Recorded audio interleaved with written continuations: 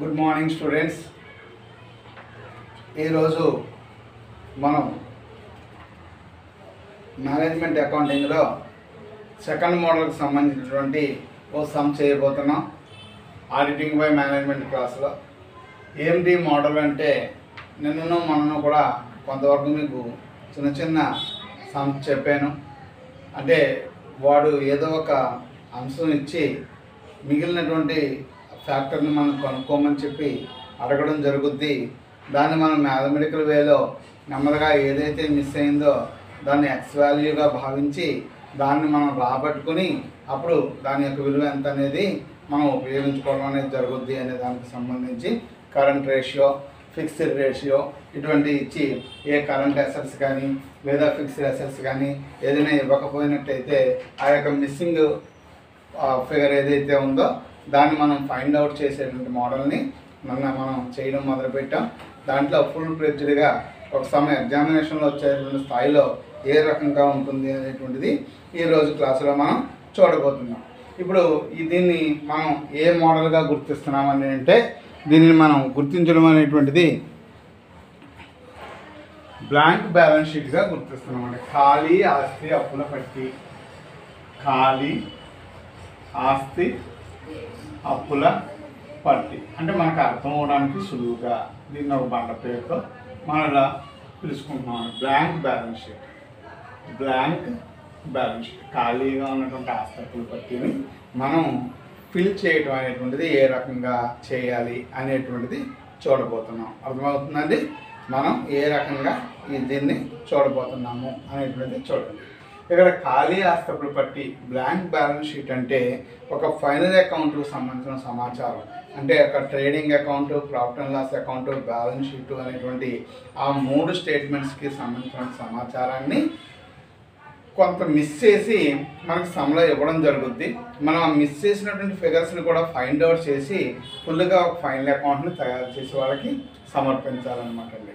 అంటే final account అనగానే టోటల్గా అన్ని అంశాలు కాకుండా అన్నీ సబ్స్ట్రాక్ట్గా అంటే కలిపి ఆ మొత్తాలుగా చూపించడానికి ప్రయత్నం మనం చేస్తూ ఉంటాం. అంటే ఇప్పుడు ట్రేడింగ్ అకౌంట్లో ఇప్పుడు ఓపెనింగ్ స్టాకు, పర్చేజెస్ ముఖ్యమైనవి అనమాట. వేజెస్ అవన్నీ కూడా ఇందులో కలిసిపోయినాయి అని అనుకుంటాం. అలాగే ఇక్కడ సేల్స్, క్లోజింగ్ స్టాకు బ్యాలెన్స్ చేస్తే గ్రాస్ ప్రాఫిట్. అలాగే గ్రాస్ ప్రాఫిట్ ఇటు పక్కన తీసుకొస్తే ఈ ఎక్స్పెన్సెస్ అన్నీ కూడా ఇంకా అంతే, అంటే శాలరీస్ అని, రెంట్ అని, అడ్వర్టైజ్మెంట్ అని అలా విడివిడిగా కట్టలేం. కానీ టోటల్గా ఎక్స్పెన్సెస్ అన్నీ కలిపి ఎంత అనేటువంటిది ఇలా బ్యాలెన్స్ చేస్తే నెట్ ప్రాఫిట్. అలాగనే బ్యాలెన్స్ షీట్లో ముఖ్యమైన అంశాలు ఏమిటి అంటే క్యాపిటల్, నెట్ ప్రాఫిట్ కలిపి బయటకు వచ్చేది ఒకటి. ఇంకా అదర్ లైబిలిటీస్, ఫిక్స్డ్, కరెంట్ ఏదైతే అలాగే అసెట్స్లో fixed assets, current assets. Balance sheet రెండు వైపులా ఈక్వల్ అవుతుంది. ఇది ఫైనల్ అకౌంట్ ఫార్మేట్. ఈ ఫార్మేట్ని దృష్టిలో పెట్టుకుని వీడిచ్చినటువంటి సమాచారాన్ని తీసుకుని అన్ని అంశాలు ఉన్నాయో లేవో మనం క్యాలిక్యులేట్ చేసుకుని అప్పుడు ఇటువంటి స్టేట్మెంట్ మనం తయారు చేయాలి. ఈ స్టేట్మెంట్నే మనం ఏమంటాం అంటే ఖాళీ ఆస్తి అప్పులు పట్టి బ్లాంక్ బ్యాలెన్స్ షీట్ అంటాం. ఖాళీ ఆస్తి అప్పులు పట్టి అంటే బ్లాంక్ బ్యాలెన్స్ షీట్ అని చెప్పి మనం పిలుస్తాం. అయితే ఇది ఏ రకంగా వేయాలి అనే దానికి ముందుగా మీరు మోడల్ 2 అని మనం పెట్టుకున్నారు. ఒకవేళ పెట్టుకోకపోతే ఇక్కడ మోడల్ అని పెట్టుకొని preparation of blank balance sheet, preparation of blank balance sheet ఖాళీ ఆస్తి అప్పుల పట్టీని తయారు చేయుట, ఖాళీ ఆస్తి అప్పుల పట్టీని తయారు చేయుట అని పెట్టుకొని మోడల్ ఇట్లా 3 టేబుల్స్ తీసుకోండి. అంటే ట్రేడింగ్, ప్రాఫిట్ అండ్ లాస్ కలిపి, తర్వాత బ్యాలెన్స్ షీట్ విడిగా. అంటే ఇక్కడ నుంచి ఇక్కడ దాకా ట్రేడింగ్ అకౌంట్, ఇక్కడ నుంచి ఇక్కడికి లాభ నష్టాల ఖాతా, balance sheet, profit and loss account. కానీ ఏక స్టేట్మెంట్ కింద మనం చేయడం అలవాటు కాబట్టి పొడుగ్గా దీన్ని నిర్మించుకోండి. స్కేల్, పెన్సిల్ తీసుకొని both mediums, English and Telugu medium students ఈ యొక్క ఫార్మేట్ని రాసుకున్నాం. గీతలు గీయండి. Particulars amount, particulars amount. ఈ గీతలు మామూలే, మీకు తెలుసు కదా. వివరాలు మొత్తం పర్టికులర్స్ అమౌంట్, పర్టికులర్స్ అమౌంట్ ఇలా గీతలు గీసుకోండి. అలాగే బ్యాలెన్స్ షీట్ అయితే మీకు ఫార్మాట్ తెలుసు కదా. ఏంటిది? లయబిలిటీస్ అంటే అప్పులు మొత్తము. అలాగే అసెట్స్లో అసెట్స్ ఆస్తులు, ఈ అమౌంట్. ఆ గీతను తీసుకోండి.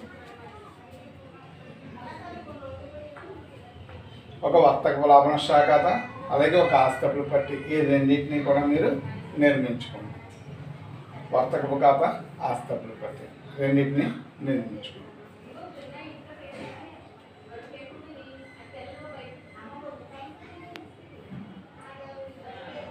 పర్టికులర్స్ అమౌంట్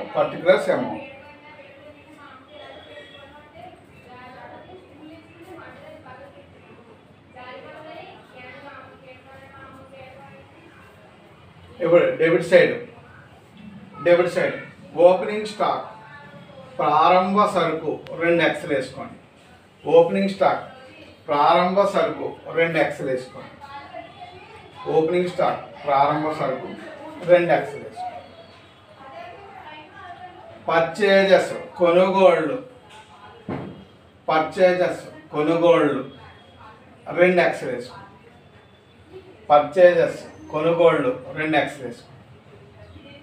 గ్రాస్ ప్రాఫిట్ స్థూల లాభము 2x వేసుకోండి. గ్రాస్ ప్రాఫిట్ స్థూల లాభము 2x వేసుకోండి. ఇటు పక్కనే బై సేల్స్ అమ్మకాలు 2x వేసుకోండి. క్లోజింగ్ స్టాక్ ముగింపు సరుకు 2x వేసుకోండి. ఇటు కూడా కూడేసేయండి. ఇటు 2x, ఇటు 2x, ఇటు 2x, ఇటు 2x. మళ్ళీ దీన్ని ఇంకా పొడిగించే బైలో గ్రాస్ ప్రాఫిట్ స్థూల లాభము అనేది గ్రాస్ ప్రాఫిట్ స్థూల లాభము అని రాసుకోండి. గ్రాస్ ప్రాఫిట్ స్థూల లాభం 2x వేసుకోండి. డెబిట్ సైడ్ ఎక్స్పెన్సెస్ అని రాసుకోండి.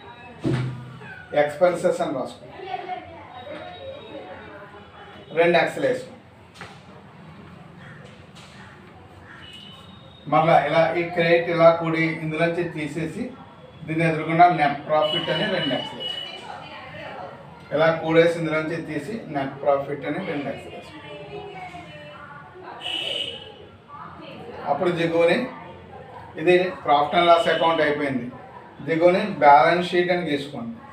లయబిలిటీస్ అమౌంట్, అసెట్స్ అమౌంట్ చిన్నదిగానే గీసుకోండి. Liabilities amount, assets amount.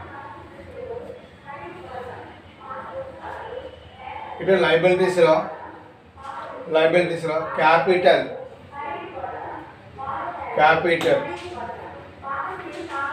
ఎన్నర్కంలో 2x, అలాగే నెట్ ప్రాఫిట్ 2x కూడేసి బయట వేసుకోండి. క్యాపిటల్ అండ్ నెట్ ప్రాఫిట్ కలిపి బయట వేసాయి. తర్వాత లయబిలిటీస్ అని 3x వేసుకోండి. అప్పులు ఇది మూలధనము నికర లాభము కలిపి బయట వేసుకోండి. 2x వేసి కలుపుకొని 3x బయట వేసుకోండి. అలాగే అప్పులు అని చెప్పి 3x బయట వేసుకోండి. అప్పులు 3x బయట వేసుకోండి.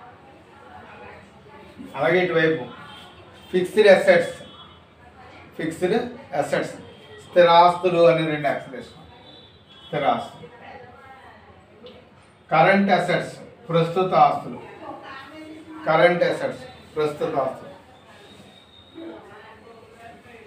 ఇటు కూడా 3x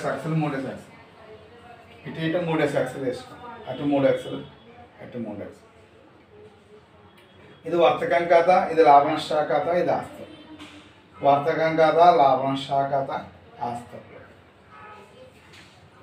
ఓకే, ఇది బ్లాంక్ బ్యాలెన్స్ షీట్. ఇది ఫార్మేట్ అన్నమాట. అంటే ఇలా దృష్టి పెట్టుకొని మనం దీన్ని అంకెలతో పూరించాలి.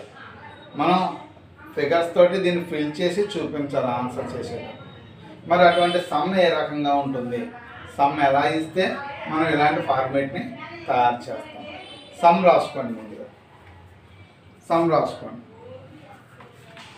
ముందు ఇంగ్లీష్ మీడియం స్టూడెంట్స్ రాసుకోండి. తర్వాత తెలుగు మీడియం రాసుకుందరు కానీ కన్ఫ్యూజ్గా ఉంటుంది. ముందు ఇంగ్లీష్ మీడియం రాసుకోండి.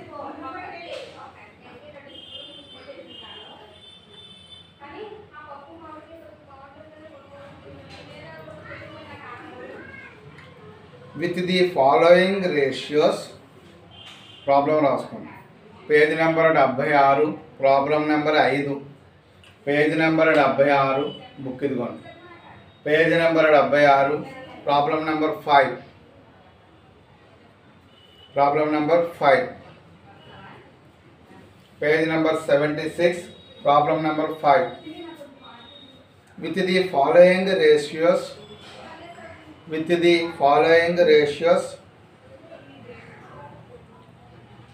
and further information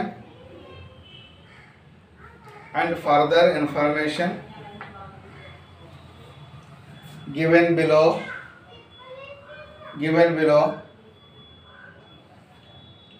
prepare trading account,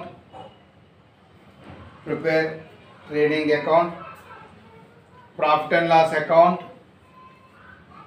loss account, and balance sheet.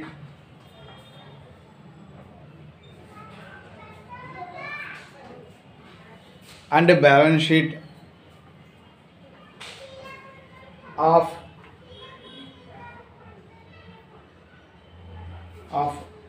Sri Narayan.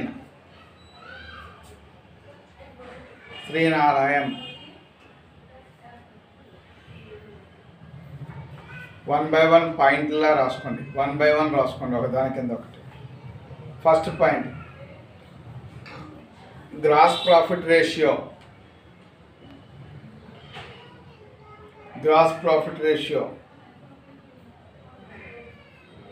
25%.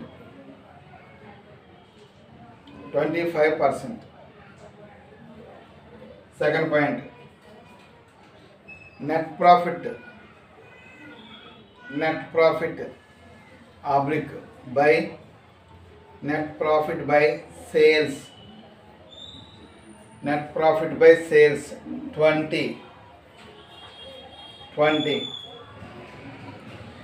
మూడో point, stock turnover ratio.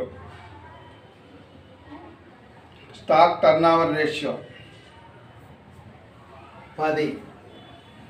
Stock turnover ratio 10. తర్వాత నాలుగో point, net profit by capital.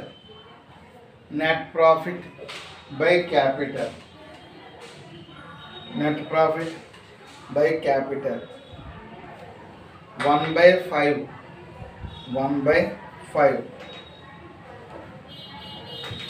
ఐదో point, capital to total liabilities.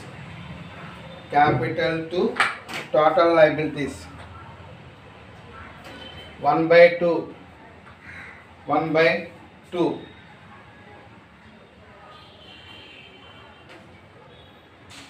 తర్వాత point, ఆరో point, fixed assets by capital.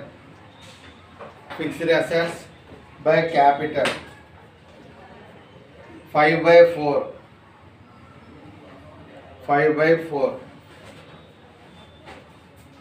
7. Fixed assets by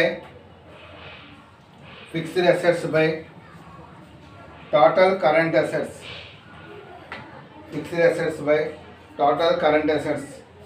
5/7.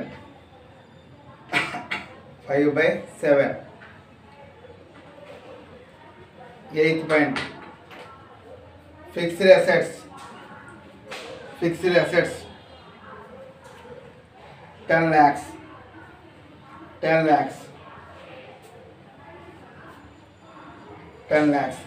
తర్వాత closing stock 1 lakh.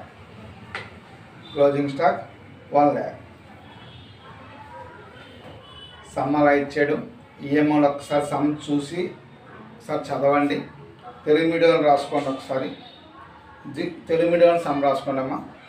దిగువ వివరాలు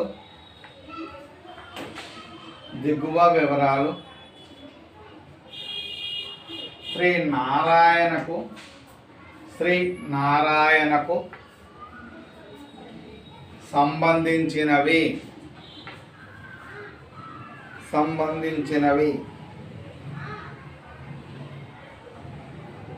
వాటితో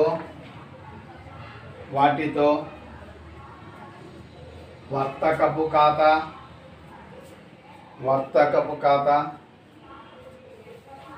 లాభ నష్టాల ఖాతా, ఆస్తి అప్పుల పట్టీని తయారు చేయండి.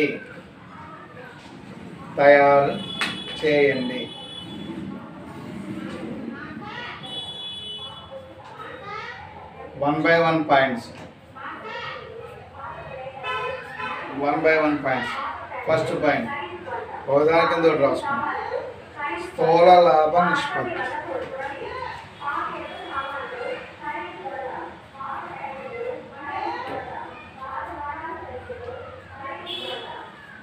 స్థూల లాభ నిష్పత్తి 25%.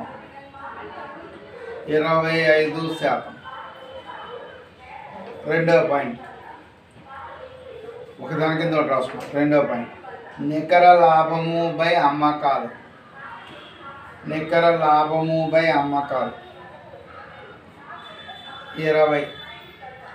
లాభము బై అమ్మకాలు 20. మూడో పాయింట్ స్టాక్ టర్నోవర్ నిష్పత్తి.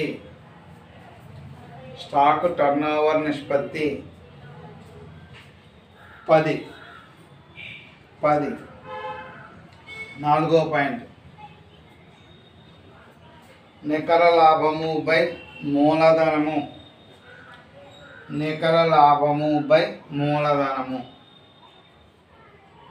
1/5.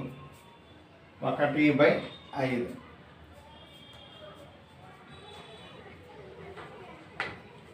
ఐదో పాయింట్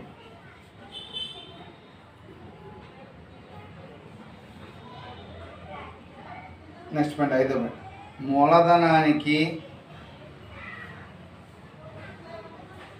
మూలధనానికి మొత్తం అప్పులు 1/2.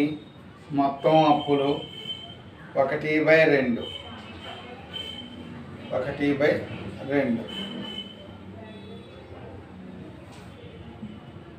మూలధనానికి మొత్తం అప్పులు 1/2. తర్వాత ఆరో పాయింట్ స్థిరాస్తులు బై మూలధనము.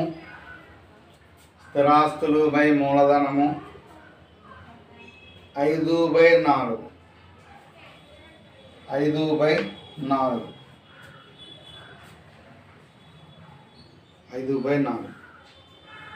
తర్వాత పాయింట్ స్థిరాస్తులు బై మొత్తం ప్రస్తుత ఆస్తులు.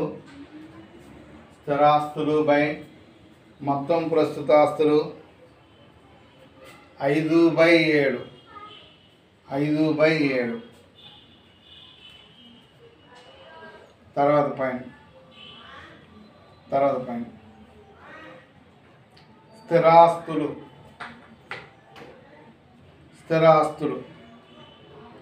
10 లక్షలు.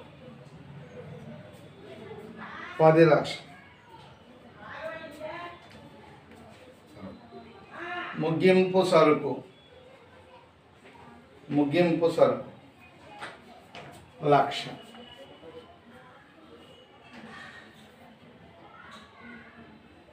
ముగింపు సరుకు 1,00,000.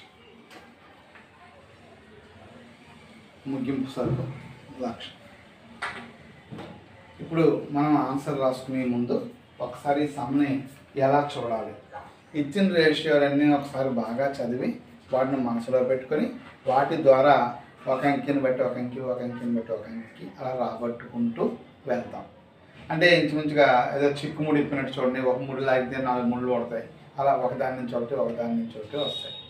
అదే ప్రతి సమ్ము ఒకే మోడల్లో చేయాలనడానికి కుదరదు. వాడు ఏ సమాచారం ఇచ్చాడో దాన్ని బట్టి మనం ఏదో ఒక ఫిగర్ పట్టుకొని దాన్ని బట్టి మిగతా ఫిగర్స్ అన్నింటినీ రాబట్టి ఈ బ్యాలెన్స్ షీట్లో వేసి ఈ బ్యాలెన్స్ షీట్ 2 వైపులా సమానంగా చూపించాలి. ఇది మనం చేయవలసినటువంటి పని. ఏమి ఇచ్చాడో చూడండి ఒకసారి. Both mediums gross profit ratio అంటే స్థూల లాభ నిష్పత్తి ఇచ్చాడు. దీనివల్ల మనం స్థూల లాభం కానీ అమ్మకాలు కానీ ఏదైనా కట్టడానికి కుదురుతుంది. అలాగే నికర లాభ నిష్పత్తి నెట్ ప్రాఫిట్ రేషియో ఇచ్చాడు. మూడోది సరుకు టర్నోవర్ స్టాక్ టర్నోవర్ ఇచ్చాడు. తర్వాత నెట్ ప్రాఫిట్ బై క్యాపిటల్ ఇచ్చాడు. అలాగే క్యాపిటల్ టు లయబిలిటీస్ ఇచ్చాడు. అలాగే ఫిక్స్డ్ అసెట్స్ బై క్యాపిటల్ ఇచ్చాడు. అలాగే fixed assets by total current assets ఇచ్చాడు. అలాగే last but one fixed assets ఎంతో చెప్పాడు, స్థిరాస్తులు ఆఖరిగా ముగింపు సరుకు ఎంతో కూడా చెప్పాడు. అంటే కొన్ని అంకెలు ఇచ్చాడు. ఈ అంకెలు పట్టుకెళ్ళి పైన ఇచ్చిన రేషియోస్లో మనం సబ్స్టిట్యూట్ చేస్తే మనకి మిస్ అయింది ఏంటి అనేది వస్తుంది అనమాట. ఓ రకంగా ఇది సింపుల్, మరొక రకంగా ఇది కష్టమైంది కూడా. ఎందుకంటే దీన్ని అప్లై చేయడం వచ్చిన వాళ్ళకి చాలా సులభంగానే ఉంటుంది. మామూలు బండగా చేసేవాళ్ళకి ఇది అంత సులభంగా ఉండదు. ఎందుకంటే మనం జాగ్రత్తగా ఆలోచించి ఏమి ఇచ్చాడు, ఏది ఇందులో పోస్టింగ్ ఇస్తే మనకి ఏ ఫిగర్ వస్తుంది అనేది జాగ్రత్తగా మనం ఆలోచించడం నేర్చుకుంటే అప్పుడు ఈ సమ్ను కూడా మనం సులభంగా చేయొచ్చు. ఓకేనండి. అయితే ఇప్పుడు మనం ఎలా చేద్దాం చూద్దాం. ఇందులో ఎక్కడో చోట ఒక అంకె ఇస్తాడు, దాంతో మనం స్టార్ట్ అవ్వాలి. దేని వాల్యూ అయితే ఇచ్చాడో దాంతో. అంటే చూడండి లాస్ట్ పార్ట్ వన్లో ఏమి ఇచ్చాడంటే ఫిక్స్డ్ అసెట్స్ 10 lakhs అని ఇచ్చాడు, స్థిరాస్తులు 10 లక్షలు అని ఇచ్చాడు. దాన్ని పట్టుకుంటే ఏదైనా పని అవుతుంది. అలాగనే క్లోజింగ్ స్టాక్ 1,00,000 ఇచ్చాడు, దాన్ని ఉపయోగించుకుంటే మరికొన్ని అంశాలు రావడం అనేటువంటిది జరుగుతుంది. ఈ పైన ఇచ్చిన సమాచారాన్ని బట్టి మనం వెళ్ళాలి తప్ప 1వ పాయింట్ ముందు కడదాం 2వ పాయింట్ తర్వాత కడదాం అంటే కుదరదు. ముందు సులువుగా 6వ పాయింట్ ఉంటే 6వ పాయింట్ కట్టేసుకుని ఆఖరిని 1వ పాయింట్ ఉంటే 1వ పాయింట్ కట్టుకోవాలి. అంటే దీనికి ఒక విధానం అంటే ఏమీ లేదు. దీన్ని మనం ఫిల్ చేయడానికి ఎలా దారి ఉంటే ఆ ప్రకారంగా వెళ్ళాలి. అంటే ఒకవేళ చూడండి మనం పజిల్స్ ఆడుతుంటాం చూసారా, ఇటు కూడినా అటు కూడినా ఒకలాగే రావాలి అది అంటుంటారు. అలా చేయాలన్నమాట. ఇది ఇంచుమించుగా ఆ టైప్లో చేయవలసినటువంటి ప్రాబ్లం. ఓకేనండి. దీని ఆన్సర్ ఎలా చేశాడో ఒకసారి చూద్దాం. ఇచ్చినట్లో ఫిగర్స్ ఏమి ఇచ్చాడండి, ఇచ్చినట్లో ఫిగర్స్ ఫిక్స్డ్ అసెట్స్ ఇచ్చాడు, స్థిరాస్తులు ఇచ్చాడు. ఓకే, బోర్డు మీద ఎక్స్ప్లెయిన్ చేస్తున్నాను చూడండి. నేను ఇప్పుడు ఎక్స్ప్లెయిన్ చేసినా వెంటనే అర్థం అవుతుంది. మీరు 2-3 సార్లు దీన్ని బాగా దృష్టి పెట్టి ఆలోచన చేస్తే అప్పుడు మీకు ఒక్కొక్క పాయింట్ అర్థమవుతుంది. ఓకేనండి. ఇప్పుడు ఫిగర్ అనేది ఏది ఇచ్చాడంటే 10 లక్షలు ఇచ్చాడు స్థిరాస్తులు. అప్పుడు మనం ఇక్కడికి వచ్చి ఇలా రాసుకున్నాం. మన తెలుగు మీడియం కూడా చెప్తాను, కంగారు పడకండి. చూడండి, fixed assets to current liabilities ratio 5/7. అంటే దాని అర్థం ఫిక్స్డ్ అసెట్స్ 5 రూపాయలు ఉన్నాయనుకోండి, కరెంట్ లయబిలిటీస్ 7 రూపాయలు ఉన్నట్టు అన్నమాట లెక్క. అది 5 రూపాయలు ఉంటే ఇది 7 రూపాయలు ఉంది. ఇందులో ఏ వాల్యూ ఇచ్చాడు మనకి, 5 ఉన్నది ఇచ్చాడు. అంటే కరెంట్ ఏమి ఇచ్చాడు మనకి, ఫిక్స్డ్ అసెట్స్ ఇచ్చాడు 10 లక్షలు, కరెంట్ అసెట్స్ లేవు. అందుకని ఫిక్స్డ్ అసెట్స్ 10 లక్షలు అయినప్పుడు కరెంట్ అసెట్స్ ఎలా వస్తాయి అంటే 10 లక్షలు ఇంటూ ఫిక్స్డ్ అసెట్స్ అయితే 5, కరెంట్ అసెట్స్ అయితే 7. అర్థమవుతుందా? అంటే అప్పుడు మేము ఏమనుకుంటాం, ఈ 5 10 లక్షలకు సమానమైనప్పుడు 7 ఎంతకు సమానము అనుకున్నాం అనుకోండి. అప్పుడు ఏమని పడుతుంది, 10 lakhs ఇంటూ 7/5 పడుతుంది. అర్థమవుతుందా? 7/5 అంటే ఇప్పుడు 10 lakhs మీద ఈ 10 lakhs అనేది 5, ఇందులో 2 lakhs టైమ్స్ పోద్ది. 2 lakhs ఇంటూ 7 14 lakhs అనమాట. ఈ రకంగా ఏ ఆన్సర్ వచ్చింది, స్థిరాస్తుల యొక్క విలువను ఆధారంగా పెట్టుకుంటే మనకి కరెంటు లయబిలిటీస్ అనేవి వచ్చింది, అంటే ప్రస్తుత అప్పులు అనేటువంటి వచ్చింది. మరి అప్పుడేం చేయగలం, అసలు టోటల్ అసెట్స్ అంటే ఏంటి అర్థం, ఫిక్స్డ్ అసెట్స్ కరెంట్ అసెట్స్. ఇప్పుడు ఇక్కడ కరెంట్ అసెట్స్ వచ్చేసినాయి, తర్వాత ఫిక్స్డ్ అసెట్స్ 10 లక్షలు అని చెప్పాడు. అంటే ఆస్తపులు పట్టి టోటల్ ఎంత అయి ఉంటుంది అంటే ఆస్తపులు పట్టిలో ఇక్కడ ఏమేమి ఉంటాయి, ఫిక్స్డ్ అసెట్స్ కరెంట్ అసెట్సే ఉంటాయి. అందుకని fixed assets plus current assets is equal to total assets. ఇక్కడ టోటల్ అసెట్స్ కావాలి అంటే ఫిక్స్డ్ అసెట్స్ 10 లక్షలు ప్లస్ కరెంట్ అసెట్స్ 14 లక్షలు వచ్చినాయి, టోటల్గా 24 లక్షలు. అంటే ఆస్తపుల పట్టిలో ఆస్తుల వైపు 24 లక్షలు వచ్చింది అంటే లాజికల్గా మనం ఆలోచిస్తే ఆస్తులు ఎంత వస్తాయో అప్పులు కూడా అంతే వస్తాయి. అది 24 లక్షలు వచ్చిందంటే ఇది కూడా 24 లక్షలే. టోటల్ అసెట్స్ 24 లక్షలు అనుకున్నప్పుడు మనకు చెప్పక్కర్లేదు, టోటల్ లయబిలిటీస్ కూడా 24 లక్షలే ఉంటుంది. అదే మాట ఇక్కడ చెప్పాడు. Then total of liabilities 24 lakhs. It is just total of assets. అంటే మొత్తం అప్పులు కూడా 24 లక్షలు అనుకున్నాం. ఎందుకు అనుకున్నాం, జస్ట్ ఆస్తులు ఎంత ఉంటే అప్పులు అంతే ఉంటాయి కాబట్టి ఇది కూడా మనమే అనేసుకున్నాం. దాన్ని బట్టి ఇది కూడా మనం అనుకున్నాం. Next capital to total liabilities. Capital total లైబిలిటీస్కి 1/2 అంటండి. అంటే క్యాపిటల్ ఒకటి ఉందనుకోండి అంటే టోటల్ లైబిలిటీస్ 2 ఉంటాయి అనమాట అండి. అంటే దీని అర్థం ఇది క్యాపిటల్, ఇది లైబిలిటీ. మనకి ఇక్కడ ఏమి ఇచ్చాడు? క్యాపిటల్ ఇచ్చాడా, లైబిలిటీ ఇచ్చాడా? క్యాపిటల్ లేదు కానీ లైబిలిటీస్ ఇచ్చాడండి. లైబిలిటీస్ ఎంత అని చెప్పాడండి అంటే మనకి 24 లక్షలు అని చెప్పాడండి. 24 లక్షలు అని చెప్పాడు లైబిలిటీస్. లైబిలిటీస్ అంటే ఏమేమి చెప్పాలి? మూలధనము, నికర లాభము కలిపింది ప్లస్ మిగిలిన అప్పులు అనమాట. అయితే ఇక్కడ ఏమని చెప్పాడు? ఇక్కడ 1/2 అని చెప్పాడు చూడండి. అక్కడ ఇగో క్యాపిటల్ టు లైబిలిటీస్ 1/2. క్యాపిటల్ ఒకటి అయితే ఈ లైబిలిటీస్ అన్ని 2. అంటే మొత్తం అప్పుల వైపు ఉన్నది ఎంత? 1 + 2 3 ఇక్కడ రాసిన చూడండి. Then total liabilities is 1 + 2 3. అంటే టోటల్ ఆఫ్ లైబిలిటీస్ సైడ్ అప్పుల వైపు మొత్తం 3 వంతులకి సమానం. ఓకే, ఇందులో మీకు ఏం తెలుసు? క్యాపిటల్ 24 లక్షలు కదా టోటల్ అసెట్స్, అందులో 1/3 అంటే 8 లక్షలు. మరి ఇతర అసెట్స్ లైబిలిటీస్ ఎన్ని? లైబిలిటీస్ 24 లక్షలు, ఇది 1/3 అయితే అది ఎంత అవుతుంది? 2/3 అంటే 16 లక్షలు. అప్పుడు నెట్ ప్రాఫిట్ కావాలి అంటే క్యాపిటల్ ఇంటూ 1/5 అని చెప్పాడు సమ్లో. ఆల్రెడీ క్యాపిటల్ మన దగ్గర 8 లక్షలు అని ఉంది. బయటకు వచ్చిన క్యాపిటల్ 8 లక్షలు అని తెలుసు. 8 లక్షల మీద 1/5 కొట్టేయండి, 1,60,000. ఏంటి 1,60,000? నెట్ ప్రాఫిట్ అండి. నెట్ ప్రాఫిట్ 1,60,000 అనుకోండి. నెట్ ప్రాఫిట్ రేషియో ఇచ్చాడు. ఎంత శాతం ఇచ్చాడండి అంటే 20% అని ఇచ్చాడండి నెట్ ప్రాఫిట్ రేషియో. మరి దాన్ని బట్టి మనం ఏం కట్టగలం? సేల్స్ కట్టగలం. ఎలా కట్టగలం అంటే సేల్స్ కావాలంటే నెట్ ప్రాఫిట్ ఇంటూ ఫ్రాక్షన్ పెరిగేసుకోండి. 20% అంటే 20/100. అదే అమ్మకాలు కావాలంటే 100/20 అవుతుంది. 100/20 అంటే 1,60,000 ఇంటూ 100/20 అంటే 8 లక్షలు. ఏంటి 8 లక్షలు? అమ్మకాలు 8 లక్షలు. మీకు అమ్మకాలు తెలిసినాయి అనుకోండి, దాన్ని బట్టి గ్రాస్ ప్రాఫిట్ కట్టచ్చు. గ్రాస్ ప్రాఫిట్ ఎంత? 25%. 8 లక్షల మీద 25% అంటే ఎంత అవుతుందండి? 2 లక్షలు. అంటే ఈ లెక్కలో గ్రాస్ ప్రాఫిట్ కూడా 2 లక్షలు వచ్చింది. మరి గ్రాస్ ప్రాఫిట్ వస్తే కాస్ట్ ఆఫ్ గూడ్స్ సోల్డ్ వచ్చేస్తుందా? అంటే కాస్ట్ ఆఫ్ గూడ్స్ సోల్డ్ అంటే ఏంటండి? Sales minus gross profit. అంటే ఇక్కడ సేల్స్ 8 లక్షలు కానీ తర్వాత గ్రాస్ ప్రాఫిట్ 2 lakhs. అంటే కాస్ట్ ఆఫ్ గూడ్స్ సోల్డ్ 6 లక్షలు. మరి యావరేజ్ స్టాక్ అంటే అర్థం ఏంటండి? అంటే cost of goods sold into అదే యావరేజ్ స్టాక్ ఎంత అని చెప్పాడు? కాస్ట్ ఆఫ్ గూడ్స్ సోల్డ్కి 1/10 అన్నాడు. అంటే కాస్ట్ ఆఫ్ గూడ్స్ సోల్డ్స్ 6 లక్షలు వచ్చింది కాబట్టి 1/10 అంటే 60,000. ఏంటి 60,000? Average stock. యావరేజ్ స్టాక్ అంటే ఏంటి అర్థం? Opening stock plus closing stock by 2 అనమాట. అలా ఉన్న దాంట్లో ఓపెనింగ్ స్టాక్ మీకు కావాలంటే ఫ్రాక్షన్ ఏమైనా వేసుకోవచ్చు అంటే సూత్రం ఏమైనా వేసుకోవచ్చు అంటే యావరేజ్ స్టాక్ అంటే average stock into 2 minus closing stock అని రాసుకోవచ్చు. అంటే ఇక్కడ మీకు ఓపెనింగ్ స్టాక్ కావాలంటే average stock 60,000 plus 60,000 into 2 minus closing stock 1,00,000. అప్పుడు ఇది కుడిస్తే 1,20,000 వచ్చింది. ఇందులో 1,00,000 తీస్తే 20,000 అంటే క్లోజింగ్ స్టాక్ వాల్యూ 20,000 వచ్చింది. అంటే ఆల్మోస్ట్ బ్యాలెన్స్ షీట్ వేయడానికి సంబంధించిన అన్ని సమాచారాలు కూడా వచ్చినాయి. ఇప్పుడు నేను చెప్పాను కానీ మీకు ఏమీ అర్థమైనట్టు ఉండదు.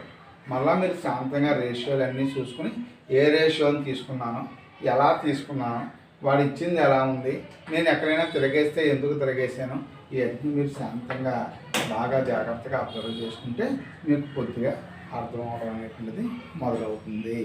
ఇది లెక్క చేసేటువంటి విధానము. దీన్ని బ్లాంక్ బ్యాలెన్స్ షీట్ అంటే ఖాళీ ఆస్తి అప్పుల పట్టి అని చెప్పి పిలుస్తాం. బ్లాంక్ బ్యాలెన్స్ షీట్ అంటే ఖాళీ ఆస్తి అప్పుల పట్టి అని చెప్పి పిలుస్తాం. జస్ట్ ఈరోజు ఈ ఫార్మేట్ చెప్పాను, ఇది ఎలాగో బోర్డు మీద వేసాను. రేపటి క్లాసులో మీరు నోట్ చేసుకుందరు కానీ నేను చెప్తాను అంటే చాలా ఎక్కువ టైం పడుతుంది కాబట్టి రేపు నోట్ చేసుకుందరు కానీ ఈరోజు ఒకసారి అబ్జర్వ్ చేయండి. ఇంగ్లీష్ మీడియం వాళ్ళు అబ్జర్వ్ చేశారు, తెలుగు మీడియం వాళ్ళు కూడా ఒకసారి చూసుకోండి. ఇక్కడ స్థిరాస్తులకి కరెంటు లైబిలిటీస్ అన్నాడండి. అవునండి, స్థిరాస్తులకి ప్రస్తుత అప్పులు అని రాయాలి అండి. స్థిరాస్తులకి ప్రస్తుత అప్పులు 5/7. అప్పుడు ప్రస్తుత ఆస్తులు ఈజ్ ఈక్వల్ టు ప్రస్తుత ఆస్తులు ఎంత అన్నాడు? 10 లక్షలు. ఏం కావాలి మీకు? కరెంట్ అసెట్స్ అంటే ప్రస్తుత ఆస్తులు అంటే 5/7 కాస్త తిరగబడండి 7/5. ఏం దాని వాల్యూ? ప్రస్తుత ఆస్తుల వాల్యూ. ప్రస్తుత ఆస్తులు వచ్చినాయి కాబట్టి మీరు మొత్తం ఆస్తులు ఈజ్ ఈక్వల్ టు ఏమనుకోవాలా? స్థిరాస్తులు ప్లస్ ప్రస్తుత ఆస్తులు అనుకోవాలి. ఏమండి, స్థిరాస్తులు 10 లక్షలు, ప్రస్తుత ఆస్తులు ఎంత వచ్చింది 14 లక్షలు, మొత్తం 24 లక్షలు. ఏంటి 24 లక్షలు? మొత్తం ఆస్తులు టోటల్ 24 లక్షలు. మొత్తం ఆస్తులు 24 లక్షలు అంటే మొత్తం అప్పులు కూడా ఎంత 24 లక్షలే. అదే ఇక్కడ రాసుకుంటారు, మొత్తం ఆస్తులు మొత్తం అప్పులకు సమానం కనుక మొత్తం అప్పులు 24 లక్షలు అని రాసుకుంటారు. అప్పుడు మూలధనానికి మొత్తం అప్పులు 1/2. అంటే మూలధనం అంటే మూలధనం నికర లాభం కలిపి బయట వచ్చింది 1 అనుకుంటే అప్పులు 2. మొత్తం అప్పుల వైపు ఎంత ఉన్నట్టు 2 + 1 అంటే 3 ఉన్నట్టు.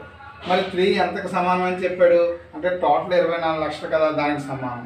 అందుకని క్యాపిటల్ కావాలంటే 24 లక్షలు ఇంటూ 1/3 కొట్టేస్తే, అంటే మూలధనం కావాలంటే 24 లక్షలు ఇంటూ 1/3 కొట్టేస్తే 8 లక్షలు వచ్చింది. అలాగే అప్పులు కావాలంటే 24 లక్షల మీద 2/3 కొట్టేస్తే 16 లక్షలు వచ్చింది. అప్పుడు నెట్ ప్రాఫిట్ నికర లాభం ఏం చేశారు, మూలధనం మీద 1/5 అనుకున్నారు. 8 లక్షలు ఇంటూ 1/5 అంటే 1,60,000 వచ్చింది. అర్థమైందండి, నికర లాభం 1,60,000 వచ్చింది. మరి అమ్మకాలు కావాలంటే సూత్రం ఏంటి, నికర లాభం ఇంటూ 100/20. నికర లాభ నిష్పత్తిని తిరగేస్తే అమ్మకాలు వచ్చేస్తాయి అన్నమాట. అప్పుడు 1,60,000 ఇంటూ 100/20 అంటే 8 లక్షలు వచ్చింది. ఏంటది, అమ్మకాలు. మరి స్థూల లాభం ఎంత 25% అమ్మకాల మీద. అందుకని 8 లక్షల మీద 25% కడితే ఎంత వచ్చింది 2 లక్షలు వచ్చింది. మరి ఇప్పుడు అమ్మిన వస్తువులు ఖరీదు అంటే సూత్రం ఏంటి, అమ్మకాలు మైనస్ స్థూల లాభం. ఇక్కడ మీ దగ్గర అమ్మకాలు 8 లక్షలు అని తెలుసు, స్థూల లాభం 2 లక్షలు వేసేస్తే 6 లక్షలు. లెక్కలు ఏమిస్తాడు, సరుకు టర్న్ ఓవర్ కావాలంటే అంటే కాస్ట్ ఆఫ్ గూడ్స్ సోల్డ్ మీద అదే యావరేజ్ స్టాక్ ఇచ్చాడు. ఆ యావరేజ్ స్టాక్ అంటే సగటు సరుకు ఇచ్చాడు. ఏమన్నాడు, అమ్మిన వస్తువుల ఖరీదు మీద 1/10 అన్నాడు. ఇక్కడ అమ్మిన వస్తువుల ఖరీదు 6 లక్షల మీద 1/10 అంటే 60,000 వచ్చింది. మీకు సగటు సరుకు సూత్రం తెలుసు, ప్రారంభ సరుకు ప్లస్ ముగింపు సరుకు బై 2. దాన్ని ప్రారంభ సరుకు ఇలా బయటకు ఓపెన్ చేసి తీసుకొస్తే అప్పుడు ప్రారంభ సరుకు is equal to average stock అంటే సగటు సరుకు ఇంటూ 2 మైనస్ ముగింపు సరుకు అవుతుంది. అప్పుడు ఈ సగటు సరుకు 60,000 ఇంటూ 2 అంటే 1,20,000, ముగింపు సరుకు 1,00,000 అని తీసేస్తే 20,000. 20,000 ఏంటంటే ముగింపు సరుకు అన్నమాట. ఆ రకంగా ఈ అంకెలన్నీ రాబట్టారు. రాబట్టిన తర్వాత ఇప్పుడు నేను ఫార్మేట్ ఎలా అయితే చెప్పానో అదే ఫార్మేట్ బదులు మీరు అంకెలు వేసుకుంటారు అనమాట. అంకెలు వేసుకుని ఈ అంకెలన్నీ పట్టుకొని అందులో ప్రతిక్షేపిస్తే అది టాలీ అయితే లెక్క అయినట్టు అన్నమాట. చాలా పెద్ద లెక్క కింద మనకి వచ్చింది. ఈరోజు జస్ట్ ప్రాబ్లమ్ సాల్వ్ డిక్టేట్ చేశాను, దాని ఆన్సర్ ఎక్స్ప్లెయిన్ చేశాను. కానీ ఆన్సర్ నోట్ చేసుకోవడానికి చెప్పడానికి టైము రేపు క్లాస్లో ఉంటుంది, రేపు క్లాస్లో చెప్పుకుందాం. కానీ ఒకరోజు ఎక్కువ పట్టినా సరే సమ్ని ఎలాగో మీరు అర్థం చేసుకుంటే ఆ తర్వాత మీరు ½ అన్ అవర్లోనే సమ్ చేసేయచ్చు, ఇబ్బంది ఏమి ఉండదు. ఓకేనా అండి, థ్యాంక్ యూ.